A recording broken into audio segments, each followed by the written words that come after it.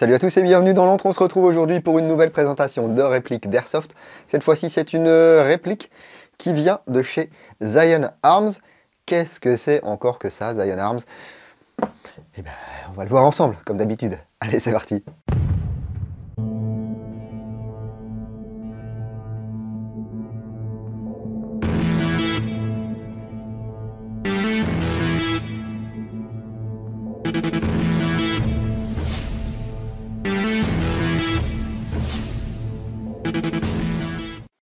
Et avant de commencer, j'aimerais remercier Lancer Tactical Europe qui m'a envoyé cette réplique afin que je puisse la découvrir, la tester et vous la présenter. Ce sont eux qui distribuent Zion Arms, notamment en France. Ici, il s'agit d'un modèle PW9 mode 1 qui coûte 275 € et qui est disponible en 3 modèles différents en version courte et en 2 modèles différents en version longue pour le moment. J'y reviendrai. Et ici, Zion Arms utilise la licence d'un petit concepteur américain basé dans l'Arizona, R&D Précision. Donc ils ont utilisé le design du upper et du garde-main de chez R&D Précision, et puis un lower avec leur marquage à eux. Ce que nous allons découvrir aujourd'hui, c'est un modèle de PCC slash PDW, donc PCC Pistol Caliber Carbine, donc un fusil avec un calibre de pistolet.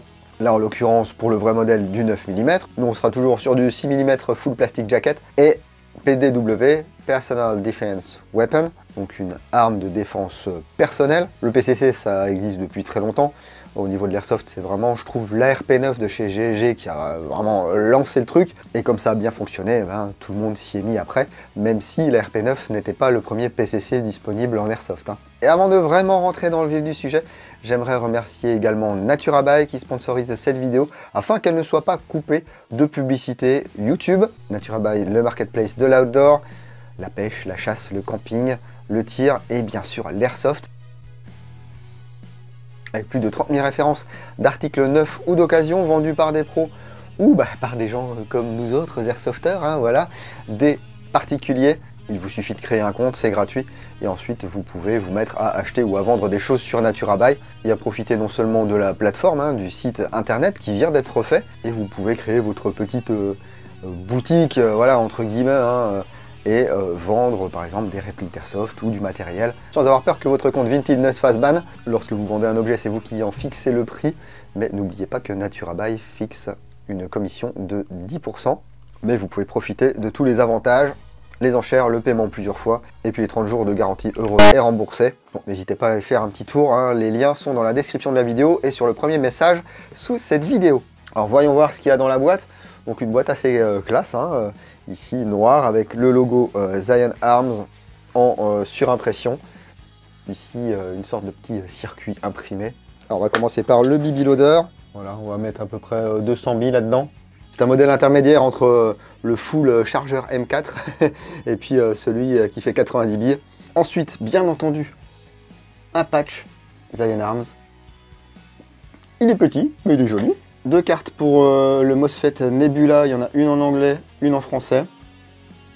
Voilà, on en reparlera tout à l'heure de ce MOSFET Nebula. Un chargeur en polymère, type 9 mm, voilà, chargeur long, qui va pouvoir ici emporter 120 billes. Avec le petit marquage Zion Arms ici. Voilà. Il me semble que cette réplique est compatible avec d'autres chargeurs de type PCC 9. Je vous mets les références à l'écran si j'arrive à les trouver. Si ici ça reste vide, c'est que j'ai pas trouvé. Ensuite on retrouve une tigette de nettoyage et de débourrage. Et puis une réplique de PW9 mode 1, ici en modèle bronze. Et on va voir qu'il en existe d'autres. Et donc voici la bête.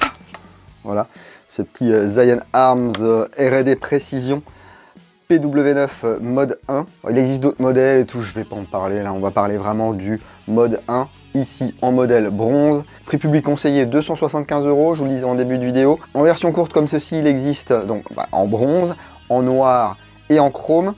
Et au catalogue, il y a également 2 modèles longs pour le moment, un bronze et un noir. Mais eux, ils sont un peu plus chers, ils sont à 345 €. Donc vous voyez, c'est petit, c'est compact. Ça mesure entre 565 et 645 mm et ça pèse 1895 grammes. Donc ça, à la limite même, akimbo. Et on y va. Hop là, donc vous voyez c'est petit, c'est compact, c'est assez mignon. Bon, genre de PCC, bien sûr, eh bien c'est sur une base d'AR15 parce que bah, c'est pratique et puis c'est modulable. La réplique est en aluminium. D'après la fiche technique, c'est de l'aluminium 7075 T6 usiné par machine-outil à commande électronique, donc CNC, avec un design ici du upper ainsi que du garde-main de chez R&D Précision et un design du lower par Zion Arms. Une crosse en polymère, une poignée en polymère. Au niveau des marquages, ben, vous voyez ici hein, Zion Arms, les marqueurs du sélecteur de tir, Safe Semi-Auto, qu'on retrouve de l'autre côté. Cette réplique ne comporte pas de contrôles ambidextres, hein, c'est droitier seulement. C'est un choix, peut-être pour réduire les coûts, peut-être parce que le design original est comme ça. On a le logo R&D ici sur le garde-main. Garde-main bien sûr avec licence M-Lock. Cette crosse est un modèle Delta, c'est écrit dessus, voilà. Une crosse en polymère avec une plaque de couche en caoutchouc. Ici un petit insert en acier pour mettre un anneau de sangle Quick Detach. Un petit loquet ici, on appuie dessus. On peut ôter la plaque de couche pour accéder à la connectique. Bon, ici c'est du DINS. C'est pratique, du coup il n'y a pas besoin d'ôter la crosse pour installer la batterie. Une petite poignée ici. Voilà, ça coulisse sur le tube. 6 positions. Ici on peut voir également un anneau attache-sangle. Voilà, ambidextre cette fois-ci. Et puis on retrouvera ici un emplacement Quick Detach aussi de chaque côté du garde-main. Le levier d'armement n'est pas ambidextre. On tire dessus comme ceci. Ça va nous permettre de bloquer en arrière ici la fausse culasse et d'accéder à la molette de hop-up. Voilà, c'est une molette radiale qui est assez ferme. Je ne pense pas que le réglage va bouger. Et ici, on a la palette de l'arrêtoir. J'appuie dessus et ça vient fermer ici la fausse culasse. Hop. Donc vous voyez, il n'y a pas de trappe cache-poussière. La poignée pistolet ici. Elle est agréable, hein. Bonne prise en main. Il n'y a pas d'ergot ici, donc moi j'aime bien. Une texture ici, pas trop agressive. Le capot moteur ici. Un pontet design. C'est sympa. Avec une queue de détente droite typée sport. Il y a beaucoup de place, hein. Et puis regardez ici, cette découpe, c'est très sympa. Enfin moi j'aime bien en tout cas. Le design global m'a bien plu. C'est pour ça que j'étais intéressé de vous montrer cette réplique. Regardez ici la petite découpe au niveau du puits de chargeur. Le revêtement est très sympa. Des découpes aussi à l'arrière. Un petit trou ici sur le dessus. Des usinages ici également sur l'avant du puits de chargeur. Et puis ce petit garde-main, qui est un garde-main 6 pouces avec des emplacements M-Lock ici sur les côtés. Voilà, du Picatinny sur le dessus. Et une sorte de poignée intégrée, voilà, sur le devant pour pouvoir avoir une prise en main comme ceci, assez naturelle. Alors si vous avez un modèle de poignée préféré, malheureusement vous ne pourrez pas l'installer sur cette réplique. Regardez le compensateur ici, compensateur carré, très sympa. Alors, on peut le dévisser.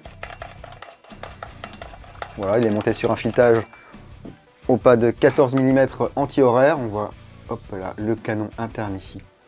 C'est très très léger aussi, ça c'est de l'alu. Hein. Là, avec son chargeur. Et vous l'avez remarqué, ding, il n'a pas sorti d'organes de visée du carton parce que cette réplique n'est pas fournie avec des organes de visée. Pas de flip-up, pas de lunettes, rien du tout. Est-ce que c'est parce qu'ils se sont dit de toute façon on va leur mettre des organes de visée, ils vont aller nous mettre un point rouge là-dessus, donc autant faire des économies. Je ne laissais point, mais le fait est que il n'y a pas d'organe de visée avec cette réplique. Donc installons une petite batterie là-dedans. Voilà, je vais mettre une 11 volt 1, 900 mAh. Ah, bip bip. Pourquoi bip bip? Eh bien parce que à l'intérieur, il y a un MOSFET qu'ils appellent le MOSFET Nebula, qui va vous protéger le circuit, qui va normalement rendre votre réplique un petit peu plus réactive qu'un contacteur classique, et qui va vous permettre de régler soit un burst, soit du binaire, soit du full, sur le mode full de votre sélecteur de tir. Je vais vous en reparler dans quelques instants, mais là on va tester comme ceci.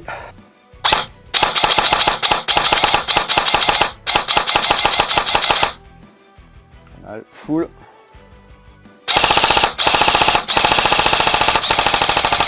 Et si vous voulez utiliser le Nebula pour changer le mode de tir de votre réplique, sur la position full de votre sélecteur, eh bien il suffit ici de trouver la petite carte en français et de suivre les instructions. On se met en full et on fait full semi, full semi. Pip pap, on est en mode programmation. Et donc ici il y a plusieurs modes, hein. Si j'appuie une fois, j'ai du semi, 2 fois burst de 2, 3 fois burst de 3, 4 fois burst de 4, 5 fois burst de 5, 6 fois mode binaire et 7 fois je retourne en full auto. Donc si pour une raison ou une autre je veux bloquer la réplique en semi, j'appuie une fois, bip, je valide en appuyant 2 secondes, voilà, et là j'ai semi, semi. Ok, je veux autre chose. Bip, bip, bip. Par exemple, un burst de 4.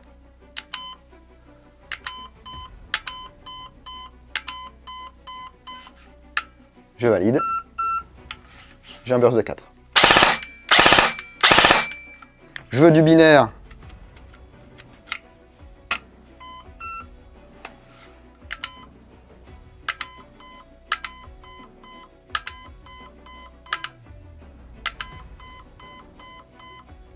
Donc là, je suis en burst de 5. Binaire. Bip, bip. Je valide. Là, j'ai du semi. Et là, j'ai du binaire.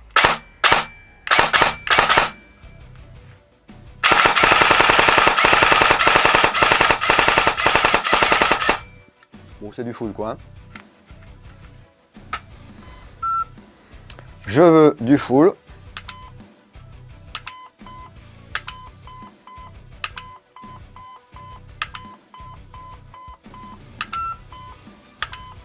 Poup, poup, j'ai du full. Je récupère mon full et mon semi. Voilà, fonction basique. Attention, si vous changez le sector gear, c'est un sector gear avec un aimant. Il y a un capteur FEOL sur le Nebula, donc ne vous faites pas avoir. Sinon, vous n'aurez plus la détection de cycle. Ça serait quand même dommage. Et ce petit MOSFET Nebula, s'il vous intéresse pour une de vos répliques, si vous avez besoin vraiment que de ces fonctions basiques, eh bien vous pouvez l'acheter. Il coûte environ 70 € et il est fourni avec son sector gear spécifique. Eh bien écoutez, je vous propose d'aller voir au Chronie et sur cible ce que ça donne et on se retrouve juste après.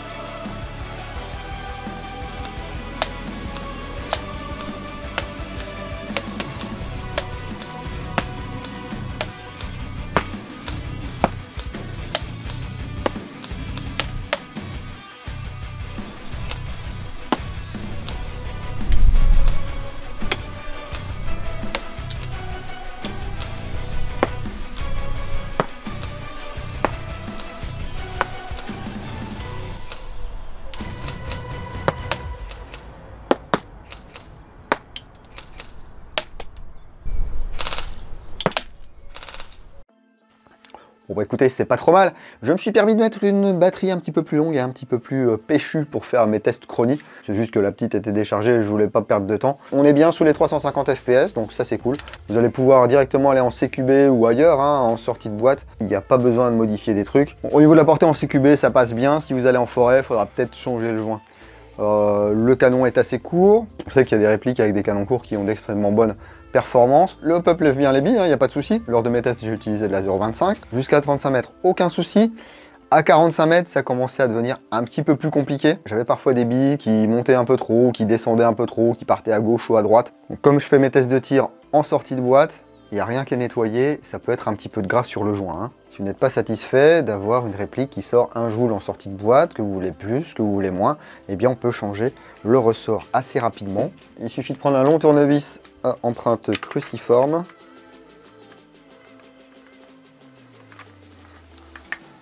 On dévisse. Voilà. Et ici, on accède au guide de ressort QC, Quick Change, une clé Allen de 6. Je pousse, voilà, et là je peux accéder au guide de ressort monté sur buté à billes. Voilà, on revisse.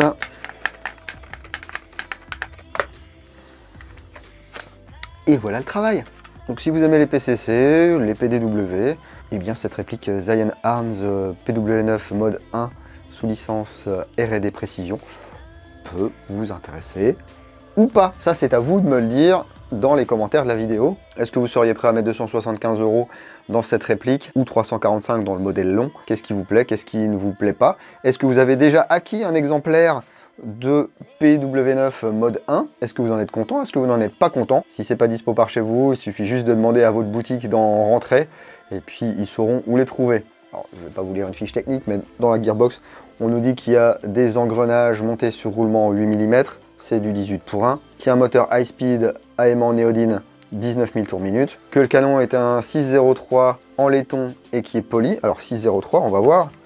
Alors qu'il soit poli, j'espère. En tout cas, il m'a pas encore traité de fils de p. Ouais, bon, sur mon exemplaire, il fait plutôt 604, ce qui reste dans les tolérances. Globalement, tant que votre canon est droit, lisse et propre, ça devrait bien se passer. En tout cas, je remercie encore Lancer Tactical Europe pour m'avoir fait découvrir cette petite réplique Zion Arms. Si vous avez regardé mes vidéos Lillois, vous avez pu voir d'autres modèles sur le mur de Lancer Tactical Europe. Si cette vidéo vous a plu, n'hésitez pas à mettre une grosse calotte de Seymour au pouce vers le haut. Si ça ne vous a pas plu, un petit coup de latte au pouce vers le bas. Et puis comme d'habitude, si vous ne le savez pas encore, vous avez le droit de vous abonner à la chaîne, c'est gratos. Et vous pouvez même activer les notifications en tapant sur la petite clochette. Mais si vous ne voulez rien louper de ce qui se passe dans l'antre, vous pouvez me suivre sur Facebook, sur Instagram, sur Twitch et bien sûr sur www.l'entredudingo.com. J'ai fait un sondage il n'y a pas longtemps sur Instagram pour savoir là-bas qui me suivait sur Facebook. Eh bien, vous êtes 40% à ne pas me suivre sur Facebook. Donc désormais, je vais penser à vous Instagram. Je vais poster toutes les news sur Instagram en même temps que sur Facebook. Et pour ceux qui me soutiennent sur Tipeee, je mets les vidéos en avance de phase lorsque je peux. Donc si vous êtes tipeur, à partir de 1 €, vous pourrez avoir certaines vidéos en avance. Et oui, Utip ferme ses portes malheureusement. Donc j'ai migré à nouveau vers Tipeee comme en 2014. Merci à tous les gens qui soutiennent l'antre, soit au travers de Tipeee bien sûr, soit au travers d'un like, d'un partage, ça me suffit. Et puis n'hésitez pas à lire la description de la vidéo ainsi que le premier message sous cette vidéo pour avoir tout un tas de liens qui vous permettront pour certains de gagner un petit peu d'argent. Alors, de l'argent, on en gagne lorsqu'on n'en dépense pas, mais si on veut se faire plaisir, parfois, c'est sympa d'avoir un petit code de réduction. Voilà, j'en ai terminé avec ce petit PW9 mode 1. Prenez soin de vous. Si vous allez en jeu le week-end prochain, n'oubliez pas, jouez sérieusement, mais sans vous prendre au sérieux. Et moi, je vous dis à bientôt dans l'Entre du Dingo. Bise.